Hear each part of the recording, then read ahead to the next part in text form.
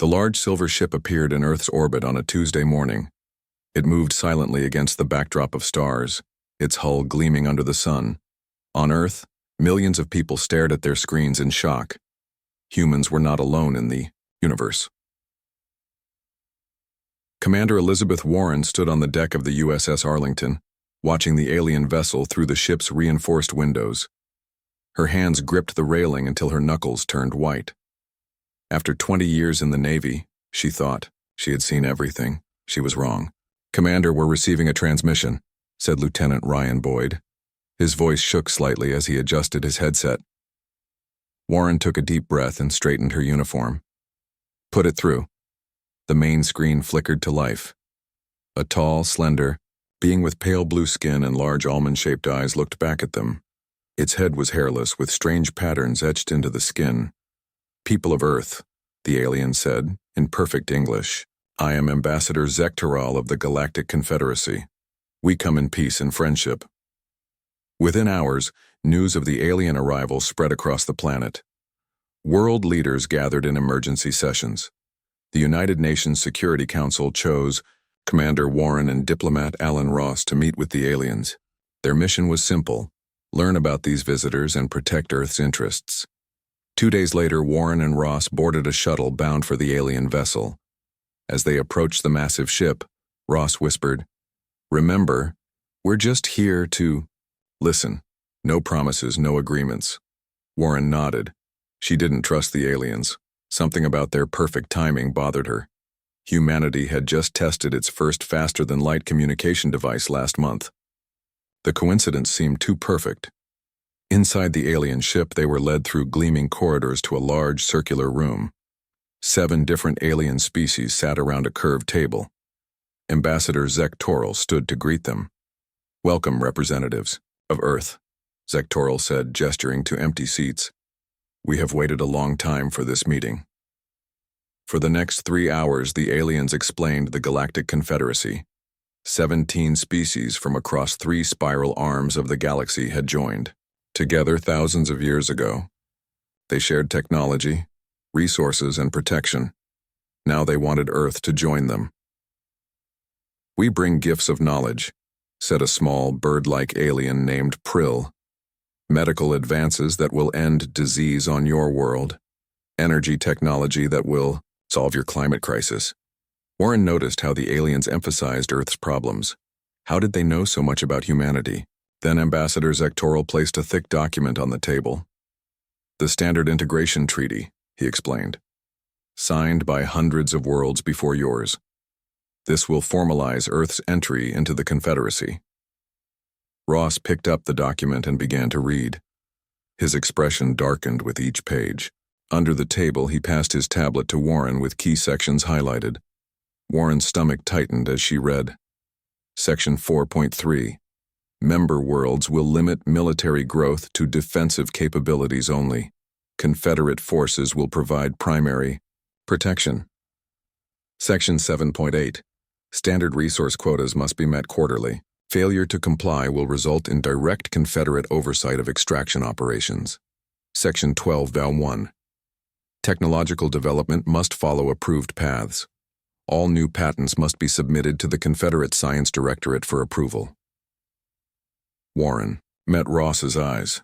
This wasn't a treaty between equals. It was a list of demands wrapped in friendly language. "We'll need time to review this with our governments," Ross said carefully. The aliens looked surprised. "The treaty is standard," Zektoral said. "All new members sign without changes." "That may be," Warren replied, "but Earth will need to fully understand all terms before any decisions are made." The aliens whispered among themselves. Warren caught fragments of their conversation through her earpiece translator. Unexpected resistance. Primitive thinking. Perhaps not ready. After returning to Earth, Warren and Ross presented the treaty to the United Nations Security Council. The room fell silent as world leaders read through the document. "This is not a treaty," said the representative from Nigeria. "This is a surrender document." "They want to turn Earth into a resource colony," added the Canadian delegate. The vote was unanimous. Earth would reject the Standard Integration Treaty, and demand a new framework that respected human sovereignty. When the alien delegation heard the decision 3 days later, they seemed unable to process the rejection. Zektoral's skin changed, from blue to a pale green. "No species has ever rejected the treaty," he said. "In 4,000 years of Confederacy expansion, all have seen the benefits of membership." "Perhaps that's the problem," Warren suggested. "A treaty that hasn't changed in 4,000 years cannot possibly respect the unique needs of each new member." The aliens departed Earth orbit the next day. They promised to return with clarifications about the treaty. But Warren saw the truth in their hurried departure and urgent communications.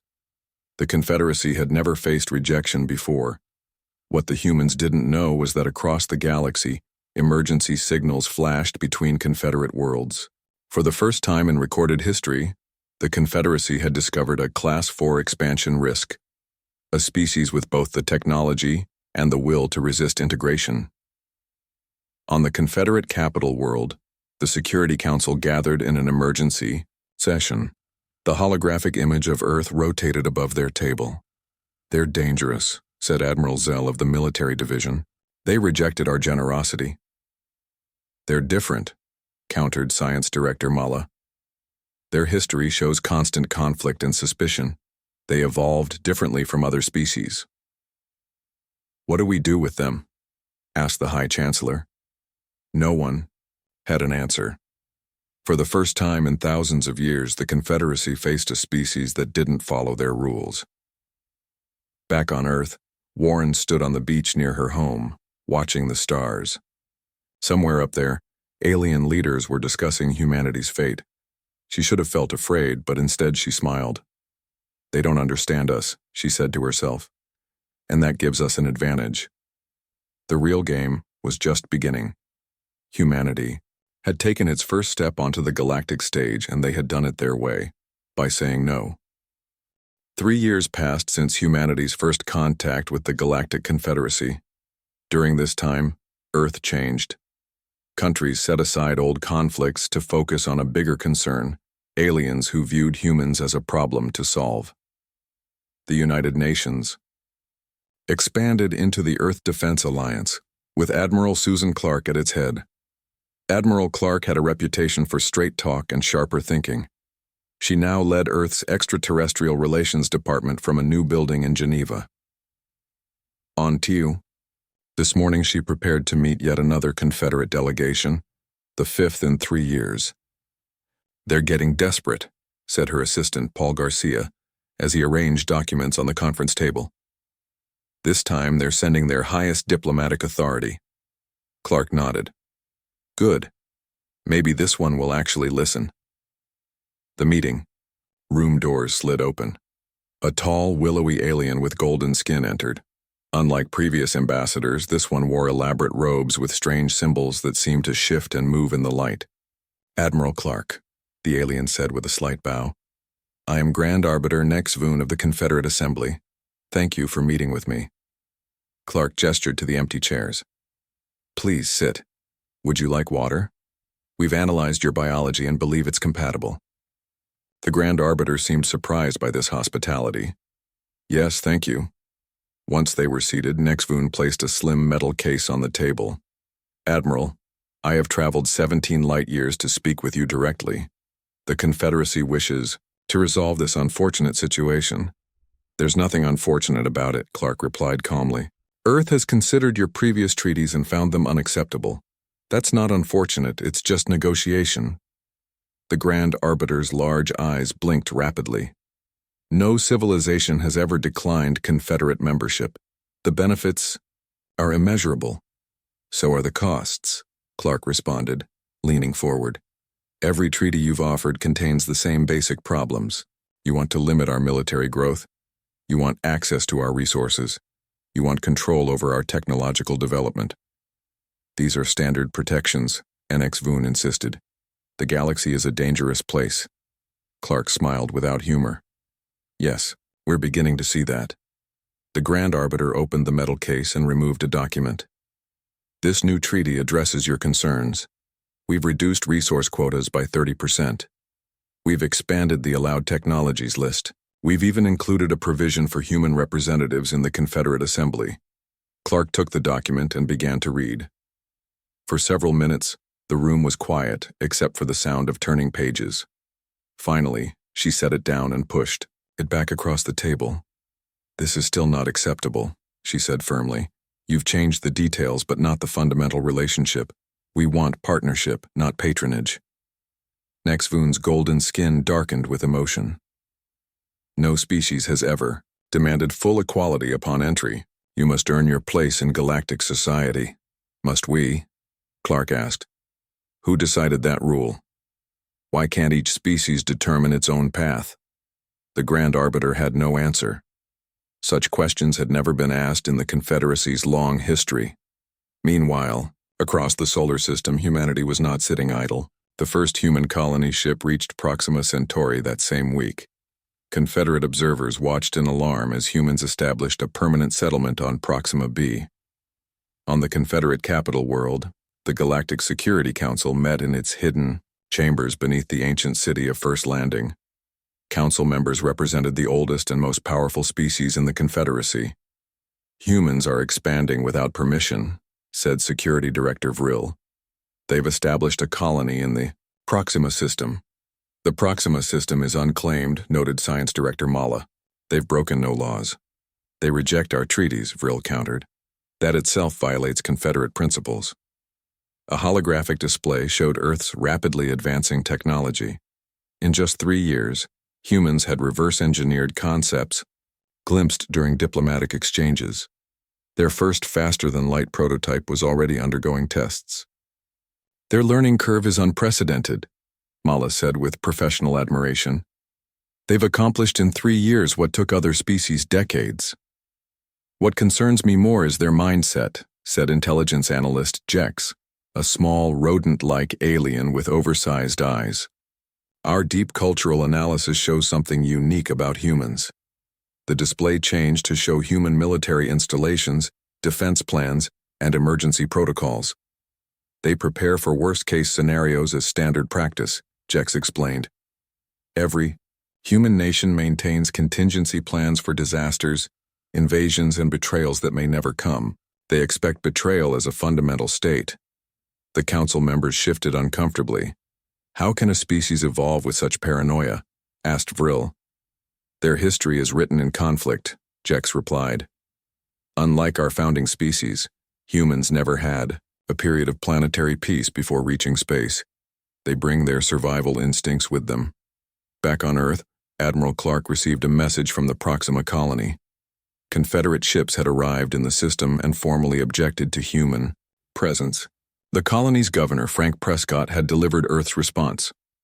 "We reject any treaty limiting human expansion to unclaimed worlds. The Proxima system belongs to no one. We claim it now."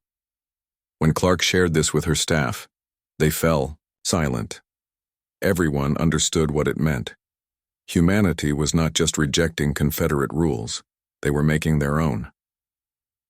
6 months later, another human colony ship departed for the Tau Ceti system. This time, no Confederate observers came to protest. Instead, across 17,000 star systems, the Confederate diplomatic corps fell into disarray. Their playbook, unchanged for millennia, had failed. In a private meeting with the High Chancellor, Grand Arbiter, and Nexvoon admitted defeat. "They will not sign our treaties, not now, perhaps not ever." "Then we must try a different approach," the High Chancellor replied, looking out at the stars visible through the crystal dome. "If they will not join us willingly, perhaps they can be contained." That night, secret orders went out to the Confederate fleet. Operation Gentle Boundary would begin, a plan to quietly limit human expansion without triggering open conflict.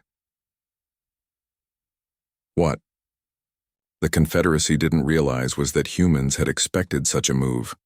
Earth's intelligence services had planted monitoring devices on every Confederate diplomatic vessel that visited. They had been preparing for containment attempts from the very beginning. As Admiral Clark reviewed the intercepted Confederate orders, she smiled grimly. "And so the real game begins," she said softly. "Not with treaties, but with ships."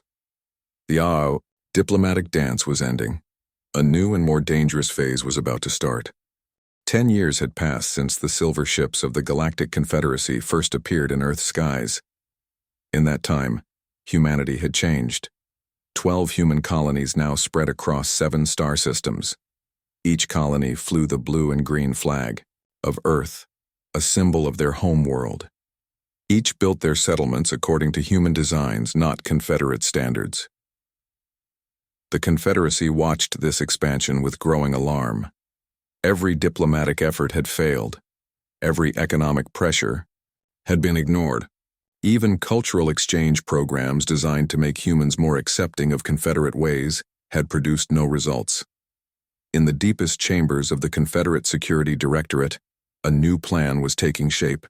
Senior officials called it Operation Gentle Boundary. "We cannot allow humans to continue expanding without oversight," said Director Kiv, addressing the gathered military commanders. "If they will not accept our treaties, we must contain them through other means." The plan was simple but effective. Confederate military vessels would establish a presence in star systems near human territory. They would claim these systems for scientific research or security patrols.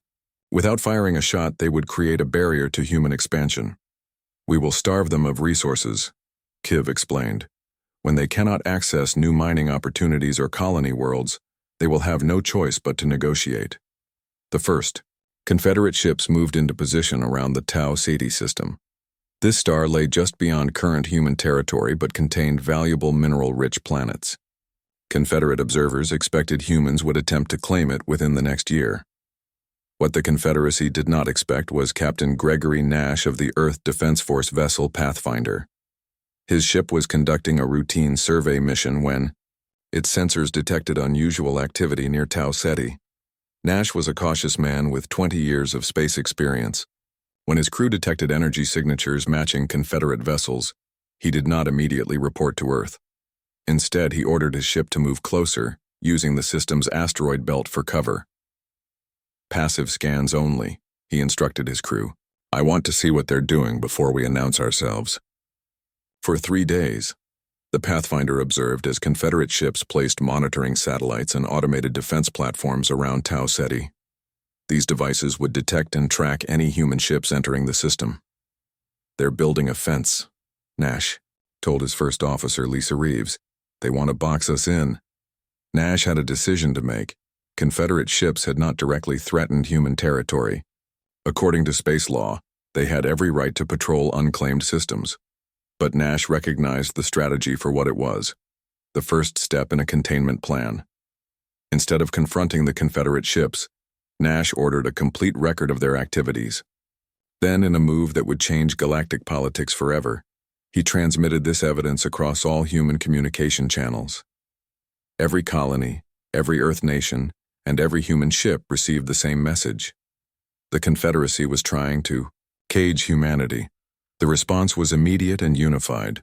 The United Earth Parliament declared the Confederate actions an act of hostile intent and authorized a massive military shipbuilding program. Within days, shipyards across the solar system began working around the clock. On the Confederate capital world, military intelligence analysts were shocked by intercepted communications from Earth. Their containment strategy had been exposed, but worse was the human response. Not fear or negotiation, but rapid military mobilization. They were prepared for this, noted Confederate military strategist Kil Vorax with growing alarm. The speed of their industrial mobilization suggests they expected our containment attempt. Within months, Earth launched 50 new warships. These vessels were not the exploratory or colony ships of previous years. They were purpose-built military craft with advanced weapon systems and heavy armor. When Confederate diplomats protested that the human buildup violated interstellar norms, Earth Secretary of Defense Olivia Martinez delivered a response that sent shockwaves through galactic society. Earth acknowledges no restrictions on our defensive capabilities that we have not explicitly accepted through mutual treaty. As no such treaty exists, we will continue to build as we see fit. The Confederacy found itself in an impossible position. For thousands of years, it had maintained peace through the careful integration of new species. Violence was rare because most conflicts were resolved before they began, through treaties, economic pressure, or cultural influence. But humans operated outside this framework. They rejected treaties, built self-sufficient economies, and maintained their own distinct culture. Now they were building warships at an alarming rate. "We must respond in kind," urged military leaders within the Confederacy. "Show strength, and they will back down." "No," countered others. "Military escalation will only justify their paranoia and accelerate their buildup." As the debate continued, humans made their next move. Earth ships began appearing at the edges of Confederate territory, offering trade and alliance to frontier worlds. Many of these planets had long been neglected by the Central Confederate government, receiving minimal support while still paying tribute. On the planet Velex, Colonial Governor Sar welcomed the human delegation warmly. "The Confederacy takes our minerals but gives us outdated technology in return," she told the human representatives. "What does Earth offer instead?" "Equal exchange," replied the human ambassador. "Your resources for our technology. No political control, no integration, treaties. Just fair trade between independent worlds." Within a year, 5 frontier worlds had signed trade agreements with Earth.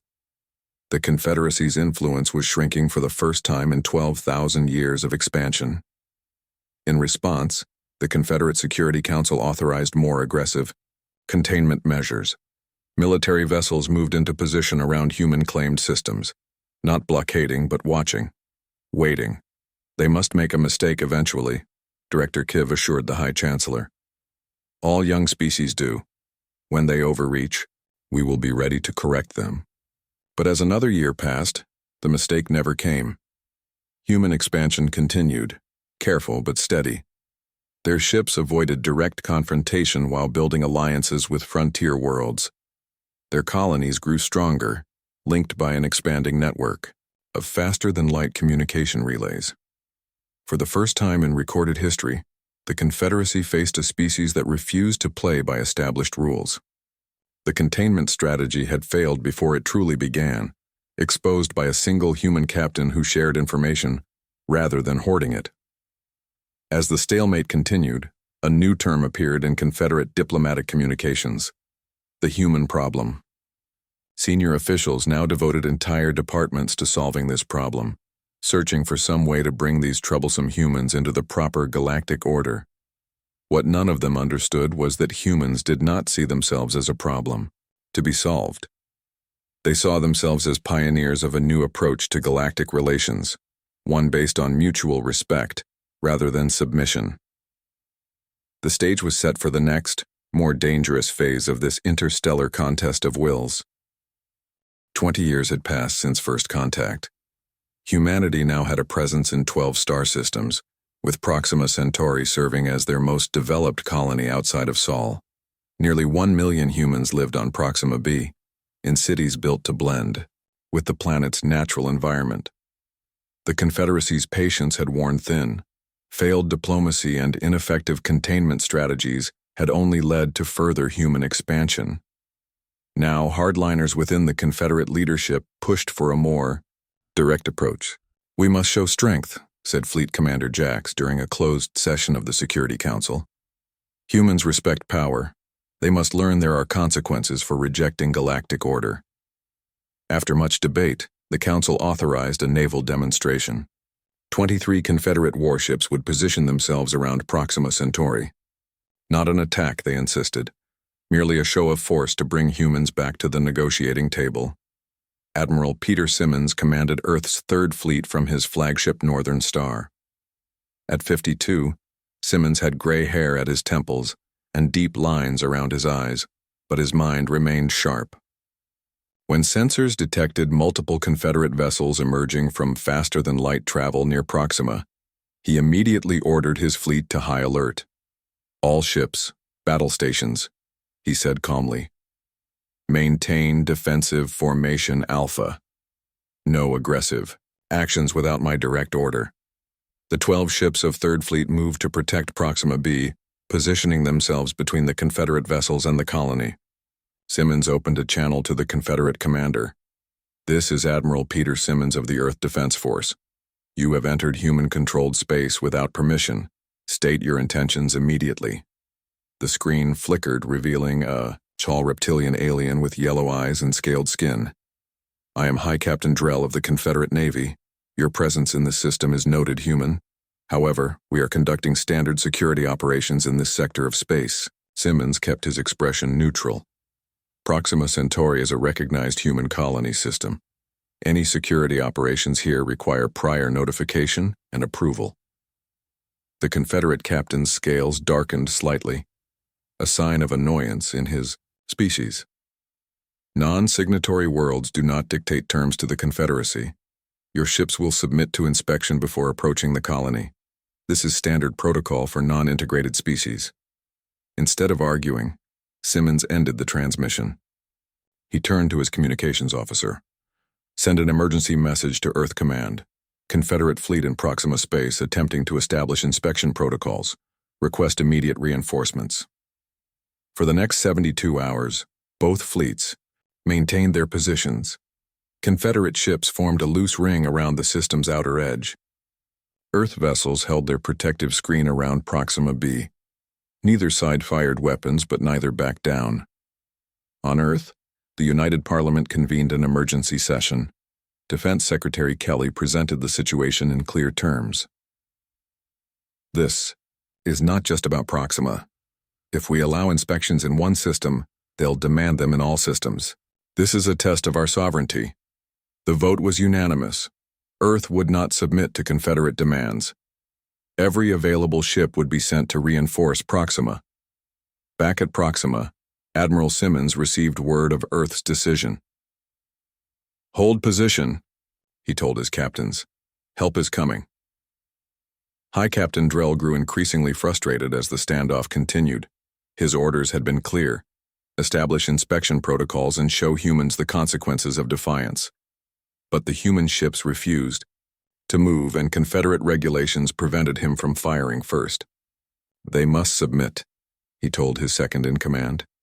The alternative is chaos.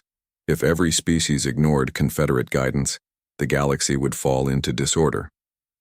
On the third day, sensors detected massive energy distortions at the edge of the system. Space seemed to ripple and tear as hundreds of ships emerged from faster-than-light travel. Not 12 ships or 20, but 500 Earth vessels arranged in perfect battle formation. The Confederate blockade suddenly found itself outnumbered 20-1. Admiral Simmons opened a channel to all ships, Confederate and human alike. This is Admiral Simmons. As you can see, Earth takes the defense of its colonies seriously. We have no desire for conflict, but we will not submit to unauthorized inspections or restrictions on our movement.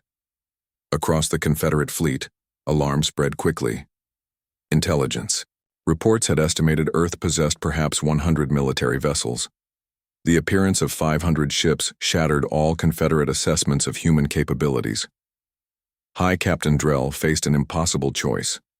His orders were to demonstrate Confederate power, but continuing now would risk open war against a force much larger than anticipated.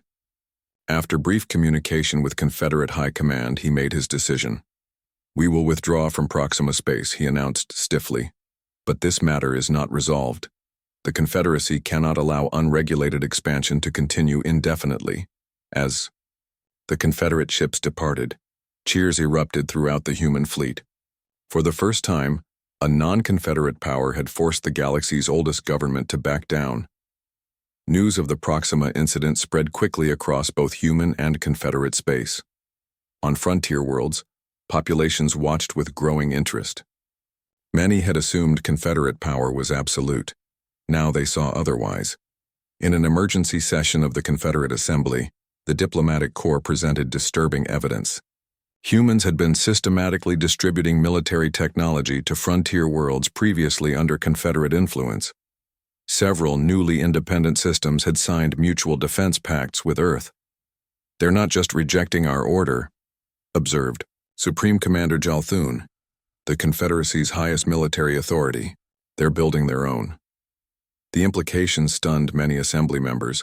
For thousands of years, the Confederacy had been the only path to advanced technology and security in a dangerous galaxy. Now humans offered an alternative: alliance, without submission. Within months of the Proxima incident, 3 more frontier worlds declared independence from the Confederacy. When Confederate ships arrived to restore order, they found Earth vessels already in orbit, invited by the local governments as protection against outside interference. The Confederacy, an organization that had known only expansion and assimilation, for millennia now faced unprecedented contraction. Systems that had paid tribute for generations suddenly questioned why they should continue. On Earth, Admiral Simmons received the highest military honor for his handling of the Proxima incident. But in his acceptance speech, he offered a warning. Today we protected our colony without bloodshed. That may not always be possible. The Confederacy has existed for 50,000 years. They will not accept change easily. His words proved prophetic. As more worlds aligned with humanity, the Confederate leadership grew increasingly divided. Moderates called for accommodation with this new reality. Hardliners demanded military action to reassert Confederate authority. The galaxy stood at a crossroads. For the first time in recorded history, the ancient pattern of Confederate expansion had been broken. No one could predict what would replace it. All eyes turned to Earth, the world that dared to say no. 50 years had passed since the silver ships of the Confederacy first appeared over Earth. The galaxy had changed in ways no one could have predicted. The once unified Confederacy had fractured into regional blocks. Many systems had joined the Human-Led Sovereign Systems Alliance, an organization built on principles of mutual defense and technological exchange without centralized control. The great halls of the Confederate Assembly stood half empty. Where once representatives from thousands of worlds gathered to receive guidance from their elders, now only the loyal core worlds sent delegates. The frontier had turned away, drawn to Earth's promise of partnership without submission. On the ancient Confederate capital of First Landing, the remaining loyalists made one final attempt to restore the old order. They gathered their wisest diplomats, their most skilled negotiators, and their most advanced technology. They would offer humanity unprecedented concessions if they would join a reformed Confederacy. The meeting took place on neutral ground, a space station orbiting a lifeless star midway between human and Confederate space. The human delegation arrived in a sleek ship bearing the blue and green flag of Earth. Their leader was Daniel Miller, a veteran diplomat with 30 years of experience in interstellar relations. The Confederate representatives waited in the station's grand conference chamber. Ancient tapestries depicting the Confederacy's founding hung on the walls. The head of their delegation was Senior Arbiter Vel, whose species had been among the first to join the Confederacy 50,000 years ago. "Welcome, representatives of Earth," Vel said as the humans entered. "We are honored by your presence." Miller nodded politely. "The honor is mutual, Senior Arbiter." For the next 6 hours, the Confederate delegation presented their new vision. They offered humans seats on the High Council. They promised to respect human military independence. They even suggested joint research programs where both civilizations would share technology equally. "This is unprecedented," Vel said, spreading his forearms in a gesture of openness. "No species has ever been offered such terms. We recognize humanity's unique contributions to galactic society." Miller and his team listened without interruption. They asked clarifying questions but showed no emotion. When the presentation ended, Miller thanked the Confederate representatives for their time. "We will need to confer in private," he said. "May we use one of your meeting rooms?" The human delegation withdrew for less than 30 minutes. When they returned, the Confederate representatives leaned forward eagerly. Surely such generous terms would be accepted. Miller stood before them, his expression respectful but firm. "We appreciate the offer," he said. "The terms are indeed generous compared to previous proposals. However, we must decline." A shocked silence filled the room. Even after 50 years of rejection, the Confederacy had believed that with enough concessions, humans would eventually join them. It was the natural order of things. "Perhaps we misunderstood your concerns," Vel suggested. "We can adjust." Miller raised his hand gently. "The issue is not with specific terms," he explained. It's with the fundamental premise. Earth is not interested in joining your organization under any conditions. The Confederate representatives whispered among themselves in confusion. If humans did not want to join them, what did they want? Miller continued. Instead, we invite the Confederacy to join our alliance as equals. No central authority, no required tribute, just mutual defense and free exchange of ideas between sovereign worlds. The suggestion was so unexpected that several Confederate representatives simply stared in disbelief. For 50 millennia, galactic politics had flowed in one direction, toward Confederate membership and integration. The notion that they might instead join a human-led alliance represented a paradigm shift too radical to contemplate. Vell struggled to find words. The Confederacy has existed for 50,000 years. We cannot simply dissolve. We're not asking you to dissolve, Miller clarified. Keep your government for your core worlds. But let the frontier choose its own path. Some will stay with you. Some will join us. Some will remain independent. That's what freedom means.